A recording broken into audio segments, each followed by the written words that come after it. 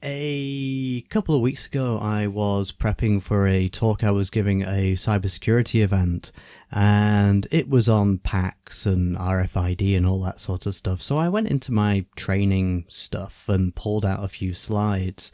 And of course, being as diligent as all that, when I got there, it meant the projector didn't actually work, but that's sod's law. And I looked at some of this stuff and I went, this is kind of crap.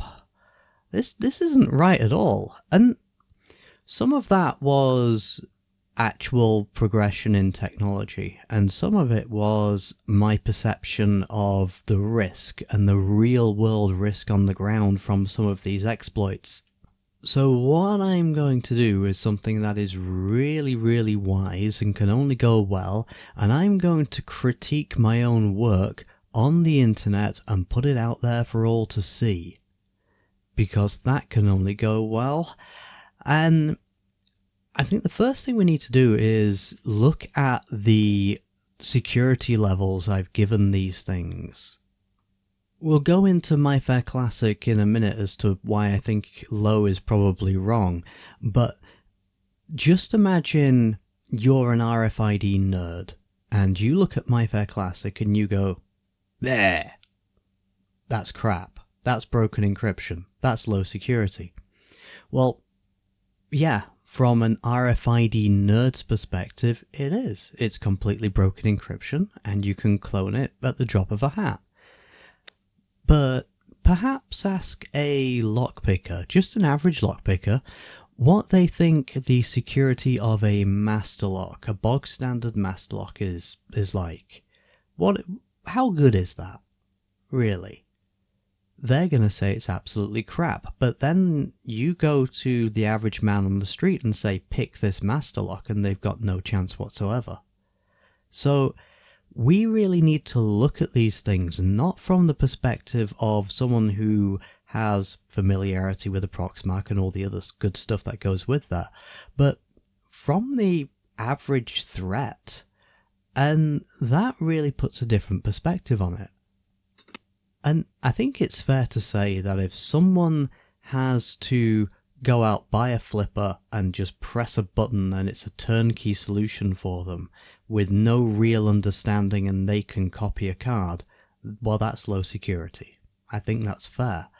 But if there's anything more to it than that, then yeah, I think that's probably more. And if you ask the average man on the street to just set up a Proxmark, again, from the RFID nerd, that is a day-to-day activity where you clone the Git repo and you compile it after tweaking some of the make stuff and then update the firmware and flash it, all that sort of stuff. It is your bog standard job. But you ask the average man on the street to do that and they go, Linux environment? Compile? Well, they've never done it before. And there's actually a fairly steep learning curve, and it's quite useful because it is very effective at keeping the scrotes out, but really from an accessibility level, as in how easy is it to exploit these vulnerabilities, immediately if you have to use a Proxmark and get the thing set up, you're probably at medium before you've even started. And you might say, well, you've only got to just type autopwn and magic things happen. Yeah, you've got to get there first. And I think that provides a reasonable obstacle for most people. So I'm just reframing this in a sort of a different way and just looking at it in a slightly different way. So I'm going to first look at My Fair Classic. And I think I've been unfair on it. I've looked at it and gone, no, that's crap, it's low. And yeah, if you're using My Fair Classic with default keys, we need to have a word. And again, if you're only using the UID and it's set to card serial number for authentication, yes, we should probably have a chat about that. But that doesn't mean it's just crap. That just means that it hasn't really been configured properly. And if you set it up with 2 different keys for every sector and you use the hardened pseudo-random number generator and all of that good stuff, then Yeah, I'm not copying that card with just a bog standard flipper or something like that. I'm going to need a Proxmark and I'm going to need 5 minutes with it at least. So that I think is an unfair rating. I think that needs to be low to medium just to say that, yeah, you can add fancy things like a counter on there every time it's read, which means a cloned card is always going to be rejected. There are ways of implementing MyFair Classic to make it far more secure than I think a low security rating really justifies.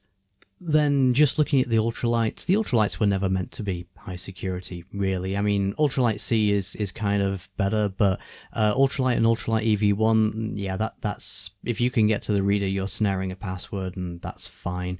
NTAG's kind of the same in that respect, but yeah. Moving on, we don't care about Topaz or Felicia because I never see them, but iClass Legacy, let's have a talk about iClass Legacy because I think medium is just plain wrong.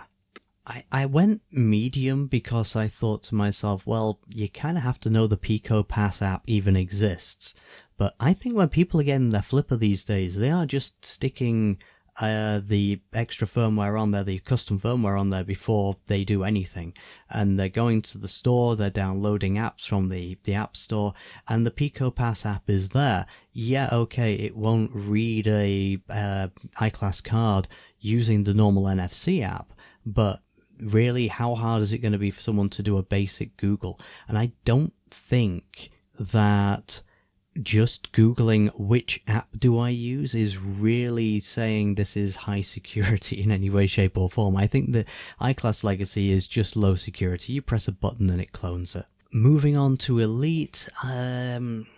Elite I put as high, and I don't think that's right. I'm not sure if there's been evolutions of the Pico Pass app. Well, I know there have been evolutions, but I don't know whether these evolutions have affected this or not. But every iClass Elite card I threw at the flipper, it just decrypted them. There wasn't really anything more to it.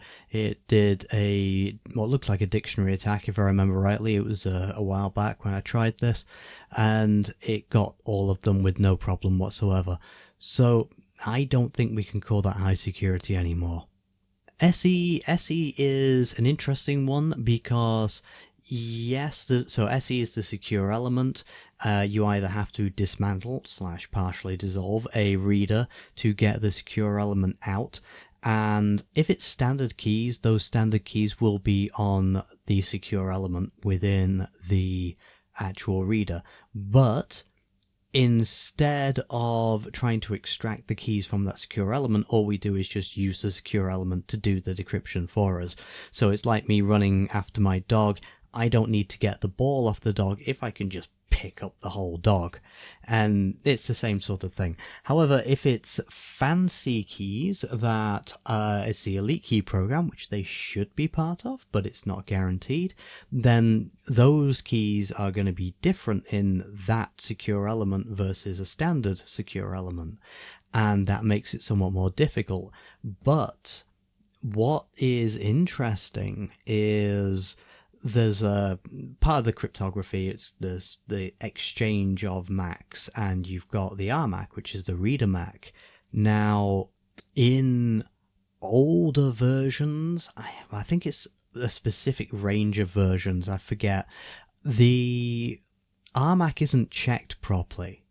And this was a sort of fairly dark arts type thing. It was kept close to the chests of the people within the community, etc. It was disclosed to HID, and they have released a fix for it.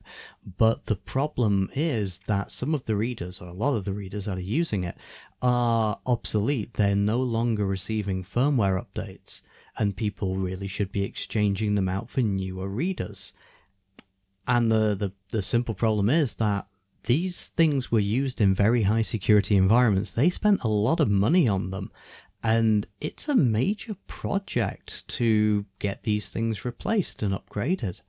And you're going to have to really convince them that there is a serious compromise there. Now, the newer readers, the Signo readers, they're fine, but it's the older readers we need to worry about. And what's happened is, if you looked at the PicoPass app for the Flipper a few months ago, if you looked at the code, there was a certain section about this RMAC attack that was commented out. And if you went to the trouble of uncommenting that and compiling it and putting it on your Flipper, you would have the functionality to exploit this RMAC vulnerability, which is great. But it still, in my mind, meant that was a high security system, because you had to actually know it was there, understand what you were looking at when you looked through the code, and be able to compile your own app. There's a significant knowledge and technical barrier there.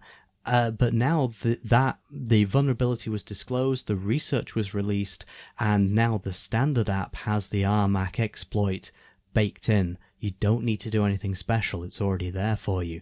So I'm downgrading that definitely to medium. It doesn't mean that it's screwed and just awaiting a good rogering in all circumstances, but it means it's rogerable in enough situations that I don't think that can be classed as high security anymore. And certainly if you go to configure a modern HID reader with the latest firmware, it will class all of those iClass, except for CEOS, credentials as legacy credentials and recommends they are not used. CEOS is fine. The Proxmark has got, over the last few months, it's got a few extra features for interrogating CEOS cards, and it'll be interesting to see where that goes. But I think CEOS is still pretty rock solid as far as I know. Don't care about iCode, really don't care about Legit, don't care. And Desfire, I care about Desfire because we see Desfire quite a lot, and I think Desfire is unchanged. I don't think there's anything to worry about there. EV1, yes, there are exploits, but you really need to know what you're doing. It's that technical proficiency over multiple domains barrier there. So that is, as far as I'm concerned, it's your nation state and serious industrial espionage type threats. And EV2 and 3, I don't know of any exploits. So yes, EV3 being released suggests something was found in EV2, but I don't know what it was, and I don't think anything has been made available to plebs like myself. It's always a risk when you put something like this out, critiquing your own work in front of everybody, because there will be people out there, and their whole world has been iClass vulnerabilities, and they know everything about it, and they will look at this and they'll go, "You know nothing, my child." And that's fair enough. You know, it's not an inaccurate statement. I know enough to be able to communicate the risk to decision makers. That's my role. I'm not here to try and find every different weakness in iClass. I'm not a security researcher. My job is to take your work and then apply that to the real world, and for that I'm incredibly grateful for everything you guys do. But that being said, if you do disagree, if I have completely missed something, and odds are I will have done, and someone will say, "Oh, Ultralight C was completely pwned about 3 months ago, here's a video, or here's a paper." This is the problem with being a one-man band. You simply can't keep up with everything all the time. And so if anyone does know of a vulnerability that I've missed, or wants to critique these, but bearing in mind what we've said about the various risk levels and how we're assessing that, please let me know. It's phil@sticksecurity.org. Send forth your opinion and your abuse. I'm quite happy to receive it. If you do want to comment on this publicly, just bear in mind it's a public forum and try and keep it constructive.